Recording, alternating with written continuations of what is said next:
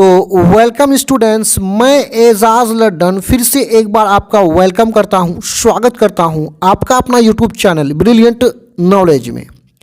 तो आज की इस वीडियो में हमारे सामने प्रश्न है कि बाढ़ के कारणों एवं इसकी सुरक्षा संबंधी उपायों का वर्णन करें। यानी हमें ऐसे बातों का वर्णन करना है जो बाढ़ के कारण हैं, यानी बाढ़ आता है तो उनका जो कारण है उनका वर्णन करना है। और इस प्रश्न के दूसरे भाग में हमें बताना है कि इसकी सुरक्षा, मतलब बाढ़ आए तो बाढ़ से हम कैसे सुरक्षा करें अपने आप को। सुरक्षा का मतलब हिफाजत करना, तो हिफाजत संबंधी उपायों को हमें बताना है, उसका वर्णन करना है। तो आइए उत्तर में देखते हैं। और इस प्रश्न का जो पहला भाग है कि बाढ़ के कारण क्या है, पहले उसको देख लेते हैं। तो आइए यहाँ पे उत्तर में है कि बाढ़ एक प्राकृतिक आपदा है। प्राकृतिक आपदा मतलब प्रकृति द्वारा लाया हुआ आपदा को हम प्राकृतिक आपदा बोलेंगे। और आपदा हम किसको बोलते हैं? कोई भी घटना, दुर्घटना जो हमें हानि पहुंचाए, जैसे भूकंप, सुनामी, बाढ़, इस सब को हम लोग आपदा बोलेंगे। और ये ईश्वर द्वारा आया हुआ आपदा को हम लोग प्राकृतिक आपदा बोलेंगे। जैसे भूकंप, सुखाड़, ये सब ना ईश्वर के द्वारा लाया गया आपदा है, तो इसको हम लोग प्राकृतिक आपदा बोलेंगे, प्राकृतिक आपदा बोलेंगे।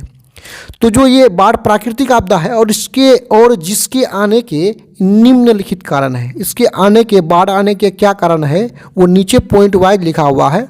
आइए प्रत्येक पॉइंट को बारीकी से समझते हैं।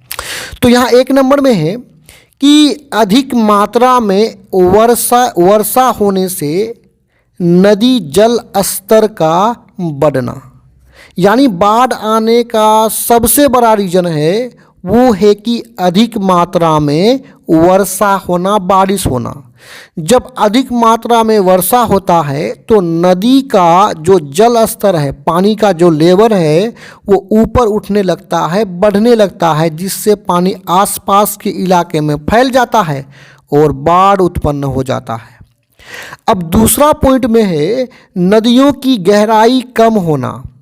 देखिए, नदियों की गहराई कम होने पर क्या होता है कि नदियों में जो पानी बह रहा है वह ज़्यादा पानी नदियों में समा नहीं पाता है, वो आसपास फैल जाता है।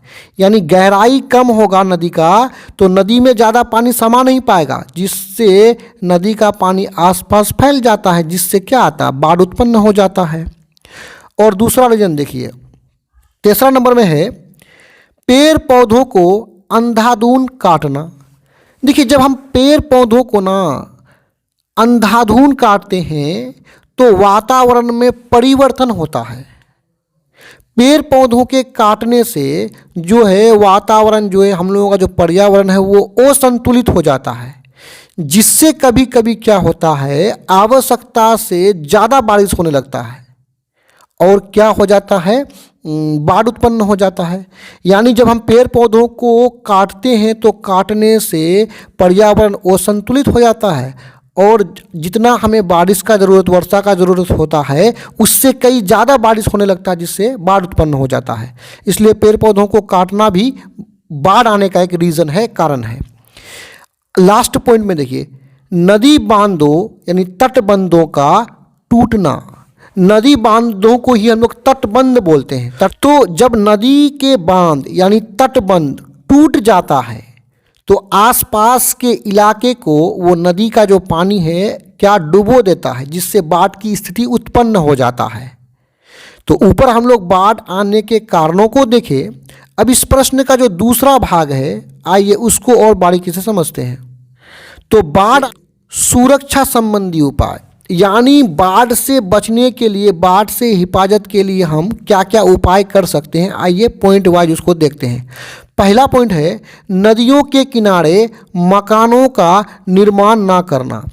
देखिए, नदियों के किनारे यदि हम मकानों का निर्माण कर लेंगे तो हम वर्षा के मौसम में अक्सर जो है बाढ़ प्रभावित रहेंगे।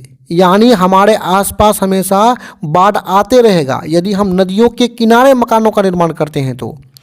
इसलिए बाढ़ से सुरक्षा का सबसे अच्छा उपाय है कि हम नदियों के किनारे कभी भी मकानों का निर्माण नहीं करें।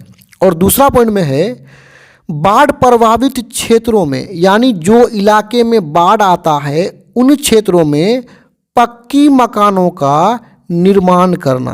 पक्की मकान मतलब ईंट कंक्रीट से, सीमेंट से जो मकान बनाते हैं उन मकानों का निर्माण करेंगे।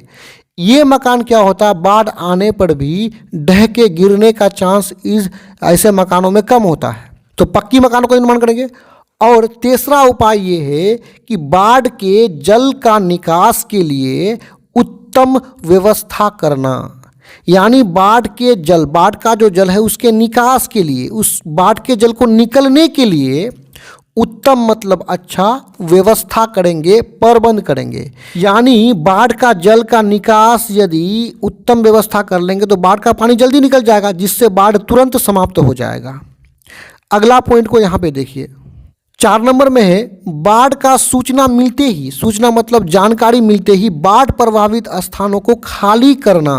यस, बाढ़ का जब भी आपको सूचना मिले, खबर मिले, तो जिस स्थान पर बाढ़ आएगा उसको खाली कर लीजिए, नहीं तो आपके जान माल का क्या नुकसान हो सकता है। आगे है खाद्यान्न एवं अन्य आवश्यक सामग्री का प्रबंध कर लेना, यानी आपको बाढ़ प्रभावित जो इलाका है, स्थान है, उसको खाली कर लेना है। साथ में खाद्यान्न, खाद्यान्न हम किसको बोलेंगे, खाने वाले अन्न को खाद्यान्न बोलेंगे, जैसे चावल गेहूँ आदि का उपाय कर लेना है, ताकि हमें बाढ़ के दौरान जो है हम इससे अपना भूख मिटा सकें। और आवश्यक सामग्री जैसे लाइट, टॉर्च, पॉलीथीन, रस्सी, इस सब का भी हम लोग प्रबंध कर लेंगे, ताकि ज़रूरत आने पर ये काम आ सकता है। 5वां पॉइंट है कि नदी बांधों का सही समय पर मुरम्मत कर लेना, यानी नदी बांधों का हम लोग सही समय पर मरम्मत कर लेंगे। अगर मरम्मत नहीं करेंगे तो बरसात में ये जो बांध है टूट जाएगा, जिससे टूटेगा तो बाढ़ उत्पन्न हो जाएगा। तो बाढ़ से सुरक्षा का उपाय ये भी है कि हम नदी बांधों का क्या मरम्मत कर लें, ठीक ठाक कर लें, ताकि वो बाढ़ के पानी से टूटे नहीं। आगे है लोगों को बाढ़ से संबंधित जानकारी देकर जागरूक करना। लोगों को जागरूक करना है, उनको जगाना है, उनको जानकारी देना है। बाढ़ से संबंधित जितना भी जानकारी है लोगों को देना है, ताकि बाढ़ से होने वाले नुकसान को कम से कम किया जाए। अब लास्ट पॉइंट में देखिए, बाढ़ के दौरान या बाद, बाढ़ के दौरान, बाढ़ आ जाए उसी के दौरान, उसी के क्रम में, या बाढ़ समाप्त होने के बाद जो है राहत सामग्री का वितरण करना। राहत सामग्री क्या, जैसे बाढ़ आने पर आदमी का तो घर ढह जाता है, बह जाता है, तो खाने उने का कोई प्रबंध कर देना उन लोगों के लिए। खाने का कोई भी वस्तु ले जा कर के उन लोगों को दे देना। बीमार है तो उसका दवाई ले जा कर के दे देना। इसी को हम लोग राहत सामग्री बोलेंगे। राहत पहुंचाने वाले सामान को ही राहत सामग्री। और यहाँ पे वितरण का मतलब है बांटना। तो यहाँ पे वीडियो समाप्त होता है। मैं उम्मीद करता हूँ कि वीडियो आपको समझ में आया होगा। इस तरह का और भी वीडियोज़ को देखने के लिए आप हमारे चैनल के प्ले लिस्ट में जाकर के देख सकते हैं। धन्यवाद।